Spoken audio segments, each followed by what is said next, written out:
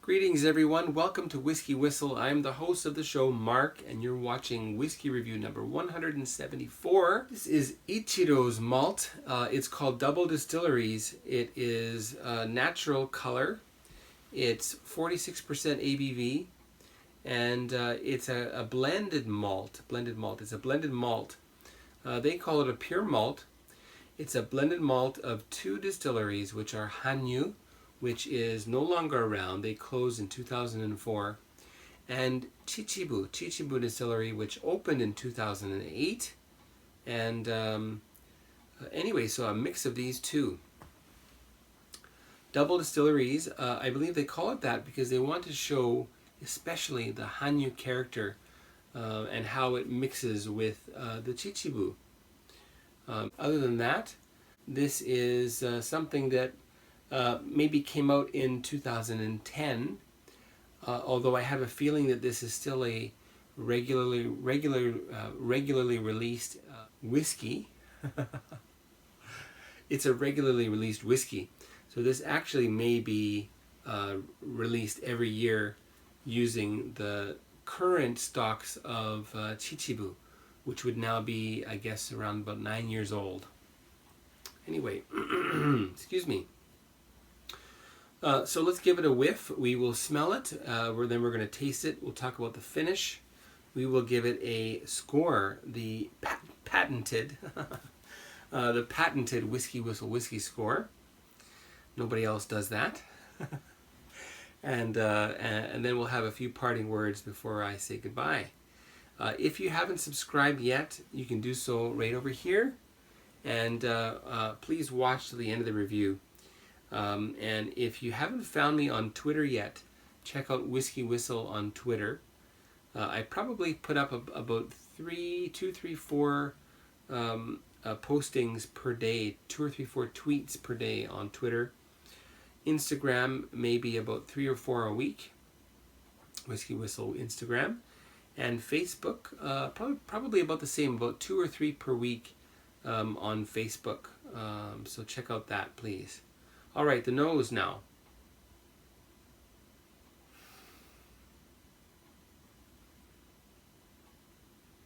It's much older, and when I'm smelling this now, it's older than the Mizunara Wood Reserve, which is this one here. As I'm smelling this, I get some peat, a little bit of peat character coming through. That may be from the Hanyu Distillery. I didn't bring this close up for you, so I'll do that now. So that's the Double Distilleries. And actually on the back of this does list, I see 2010 back here. So this one might be from 2010. However, this is what I was talking about in the previous review. The Mizunara Wood Reserve does not list 2010 on it. So I have a feeling that this may actually contain older Chichibu whiskey. So this one would be a blend of young Chichibu whiskey together with older Hanyu.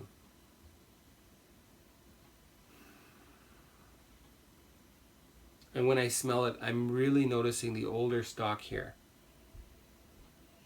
All right, well, onto the nose then, as I said. A little bit of leather. Also tropical fruits, some pepper, a little bit of ginger, something like graham crackers. And from my notes here, light wood spice, nutmeg and cayenne pepper, sweet chili powder, very subtle tropical fruit, and graham crackers. And with time you get much more leather, and it gets much sweeter too. Yeah, there is a bit of peat component here. It's really quite nice. I could probably enjoy this weekly, even daily, if the price were right, to keep that as a kind of a regular Japanese whiskey sipper. Okay, onto the palate then. Cheers, everyone. Similarly sweet and then drying. One cool thing, when you swallow, you get this little puff of a tropical fruit flavor coming through, like a scent, flavor scent. Quite like that.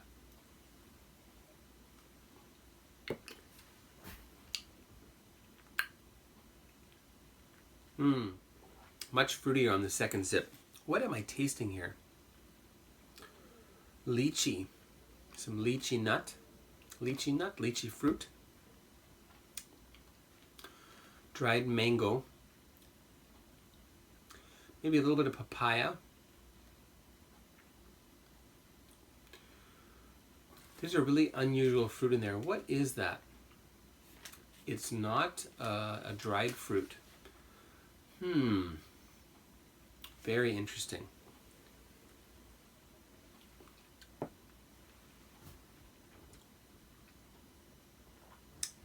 This also has a hint of that umami, savory flavor. It's also slightly waxy on the tongue. And with time, you will get some, what kind of candies? Right. Those weird Halloween candies that were wrapped in orange, kind of a waxy wrapper. And they tasted weird. It wasn't like caramel. It wasn't quite like it was like a mix of orange and caramel. It was really, really weird stuff. I always hated them, and those were the last ones that were left. And then as I got older, I liked them, actually. Funny how the palate works, eh? I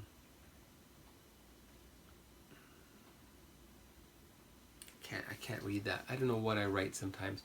All right, anyway, so weird Halloween candies come through, quite a bit sweeter, and that really gorgeous puff of tropical fruit, almost like a fruity pipe tobacco type of a scent.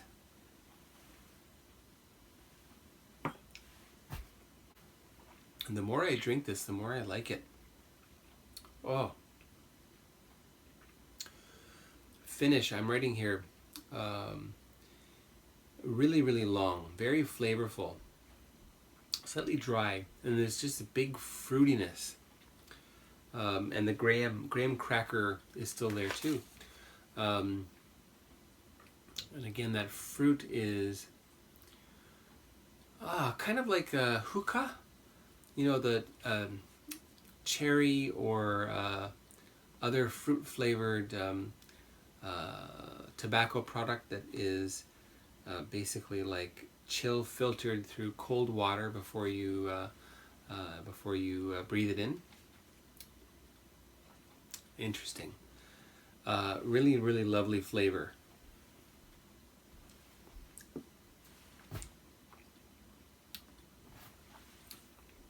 Did we talk about the color? I don't think we did. Oh, I love that. Oh, it's just amazing. This is basically standard gold. And interestingly, it's not quite as viscous as the Mizunara Wood Reserve. And I think that's because of the wood that gives the MWR its really kind of thickness. This one, however, much faster in the flow down, although it still hangs on the glass quite well. Anyway, interesting. Okay, time to add some water. We'll go with about 4 or 5 milliliters added there. Let it mix up a little bit. We're going to agitate it.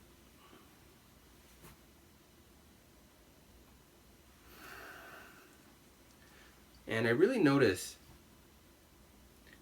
again with this one, as you mix it up with water, I get more leather. And leather, again, is something that is usually associated with older whiskeys. All right.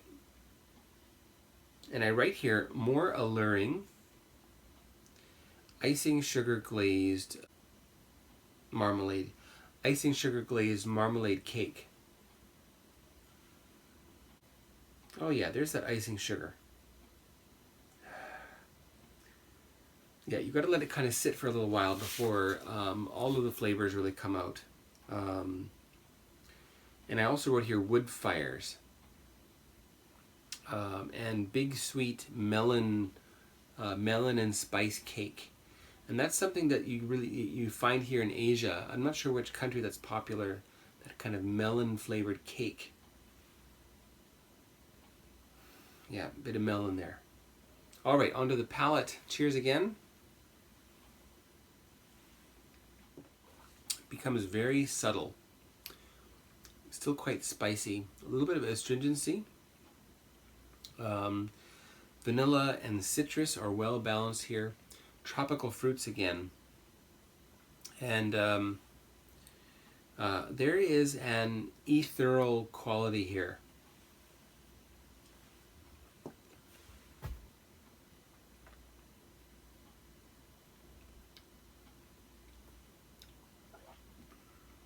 Something kind of like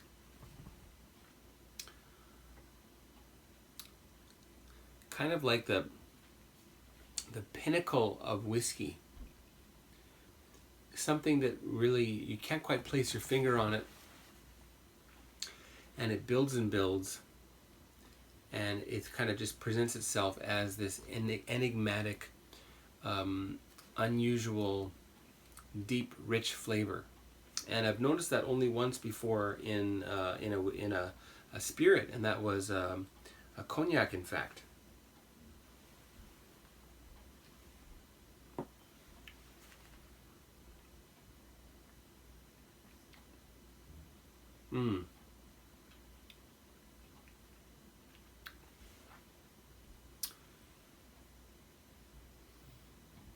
Yeah, it comes right through your nose. And it really carries on, and it lets you know that there's something magical that happened there. And it kind of makes me sweat a little bit. So I get a little bit of eyebrow kind of sweatiness going on when I drink this this whiskey. I'm going to pour a little more of this. Oh my God. Oh wow. Oh well. What, I mean, goodness sakes. That's pretty amazing. And I really think that's the Hanyu effect here. So if you are able to find yourself some Hanyu, do it, because it's something different. It's unique. It's got its own character. And there's something magical about this. I think every distillery can reach that kind of magic. It just takes the right barley, the right water, the right distiller. Never mind the shape of the stills. I think every shape of still can produce an excellent malt. But it just depends on where it is, and they all do something different. Anyway, so this just happens to be that culmination of amazing grain, amazing water, interesting place, the terroir as they call it. A distiller who is highly in tune to his craft or her craft. Pardon me. And casks chosen with care, and maturation left until things are ready. And that's the way it should be, right? But unfortunately, industry, manufacturing, and marketing, and the need to sell product is something that hinders the craft in a sense. You know, I think some distilleries get it right.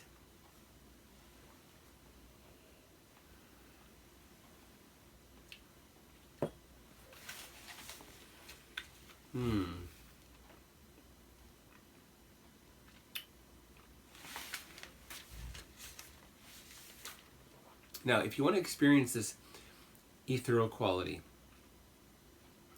you've got to keep it in your mouth long enough, beyond probably what most people would keep it in their mouth for. So think about Whisky.com. What is his name? Horst Looning. Cheers, Horst. So with this one, you really want to be Horst. Let me demonstrate.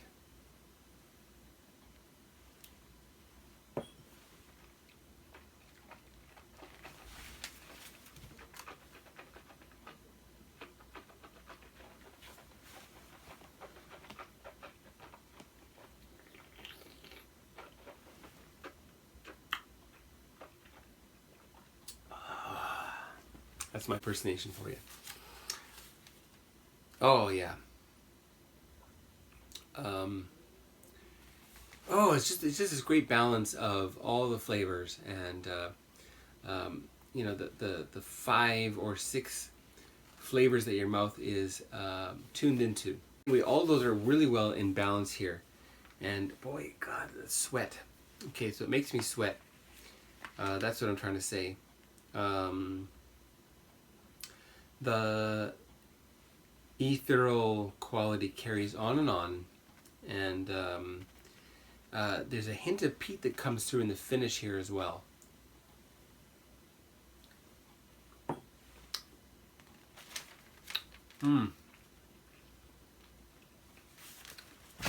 Oh.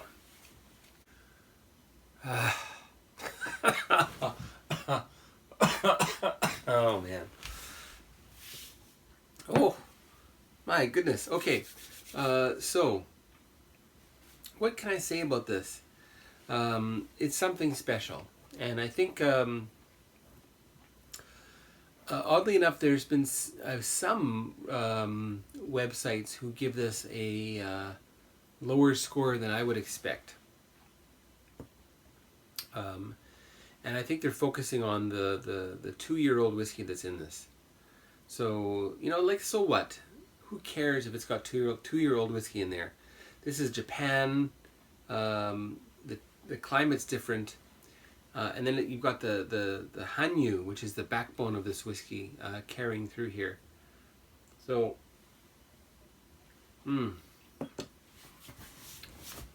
what am I going to give this one? This one is going to deserve a 93 out of 100.